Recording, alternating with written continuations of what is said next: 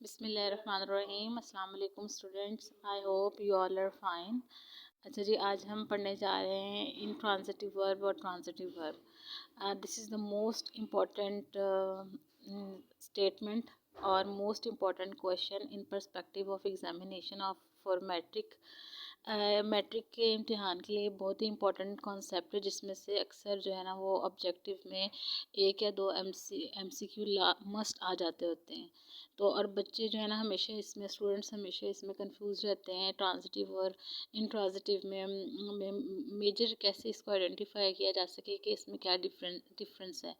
आज मैं आपको ये डिफ्रेंशिएट करूँगी आपके सामने, और इंशाल्लाह इस वीडियो की हेल्प से आप लोगों को ये कॉन्सेप्ट क्लियर हो जाएगा कि ट्रांजिटिव में और इंट्रांजिटिव में मेजर जो डिफरेंस है वो क्या है। So let us start the lesson. Okay जी। intransitive verb जो है which has a object modifier and which has not a object। Intransitive verb, पहले ट्रांजिटिव वर्ब आता है, चूँकि यहाँ पर इंट्रांजिटिव लिखा है तो इसलिए पहले मैं इंट्रांजिटिव से स्टार्ट कर रही हूँ। ट्रांजिटिव वर्ब में जो है हमारे पास हमेशा कम्बिनेशन होता है सब्जेक्ट वर्ब एंड ऑब्जेक्ट का, जबकि इंट्रांजिटिव वर्ब में we have only subject and verb and do not have object. ठीक है, सबसे पहले तो स्टूडेंट्स को ये क्लियर होना चाहिए कि ट्रांजिटिव वर्ब में सब्जेक्ट वर्ब एंड ऑब्जेक्ट तीनों चीज़ें मौजूद होती हैं, तीनों कंपोनेंट्स मौजूद होते हैं, जबकि इंट्रांजिटिव वर्ब में सब्जेक्ट एंड वर्ब का कम्बिनेशन होता है, जबकि हमारे पास ऑब्जेक्ट जो है वो मिसिंग होता है, वो मौजूद नहीं होता है। ठीक है, तो फिर अब हम इसको हम मज़ीद एग्जाम्पल्स की हेल्प से इसको हम सॉर्ट आउट करते हैं। अच्छा जी, फर्स्ट यहाँ पर सिंपल सेंटेंस है जी, she eats meal. She eats meal, अगर हम इसका सेंटेंस एनालिसिस करें तो हमें पता चलता है शी सब्जेक्ट है, ईट्स वर्ब और मील जो है ये ऑब्जेक्ट है यहाँ पर हमारे पास। ठीक है, तो हम इसको सपोज करेंगे ये आपका जो ईट्स जो है यहाँ पर हमारे पास एक ट्रांजिटिव वर्ब है, क्योंकि हमारे पास ऑब्जेक्ट मील मौजूद है। ठीक है, अगर इसी सेंटेंस में से अगर हम मील को यहाँ से रिमूव कर दें, शी ईट्स हम कह दें, तो हम बोलेंगे जस्ट ये एक इंट्रांजिटिव वर्ब है। ये बहुत ही कॉमन सा एक कॉन्सेप्ट है छोटे लेवल पर। शी रन्स, नेक्स्ट है शी रन्स। यहाँ पर ऑब्जेक्ट मिसिंग है, तो ये एक इंट्रांजिटिव वर्ब।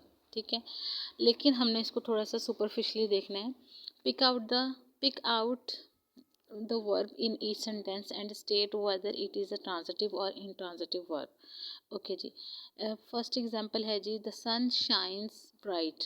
ठीक है, अब इस सेंटेंस में हमारे पास जो है ऑब्जेक्ट मौजूद नहीं है। The sun shines bright, bright बच्चे सपोज करते हैं, ब्राइट को ऑब्जेक्ट कंसिडर कर लेते हैं, ब्राइट जो कि एक एडजेक्टिव है, तो ये एक एडजेक्टिव अगर वर्ब के बाद आ रहा है तो ये आपका इंट्रांजिटिव वर्ब ही रहेगा, ये आपका ट्रांजिटिव वर्ब नहीं कहलाएगा।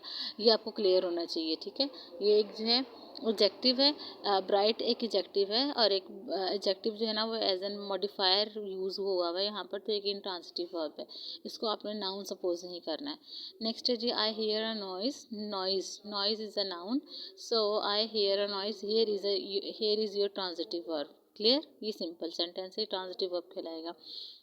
नेक्स्ट हमारे पास है बच्चों जी, Ali drives the car carefully.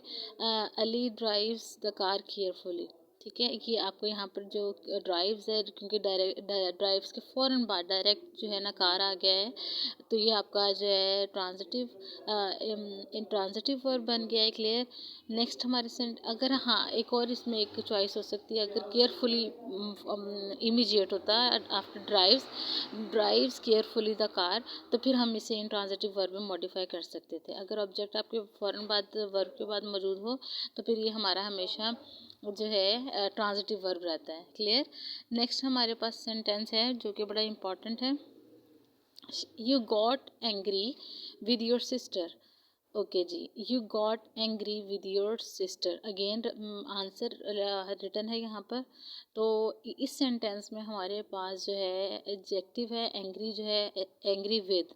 ठीक है, ये एक पेयर ऑफ वर्ड भी है, नाराज़ होना, और ये एक मॉडिफायर के तौर पर लगा है गॉट के बाद, तो इसी वजह से ये एक आपका इंट्रांजिटिव वर्ब है, ये ट्रांजिटिव वर्ब नहीं है। क्लियर, नेक्स्ट सेंटेंस देखते हैं, Sarmad at a lot of sweets. ठीक है। Sarmad at a lot of sweet. अब इस सेंटेंस में हमारे पास अ लॉट ऑफ जो है वो मॉडिफायर है जो कि स्वीट्स को डिस्क्राइब कर रहा है, और वर्ब के बाद फॉरन आया हुआ है, तो इसलिए डायरेक्ट ऑब्जेक्ट नहीं है आपके पास, तो ये आपका जो है इंट्रांजिटिव वर्ब है। Clear. Everyone tried very hard to win the race.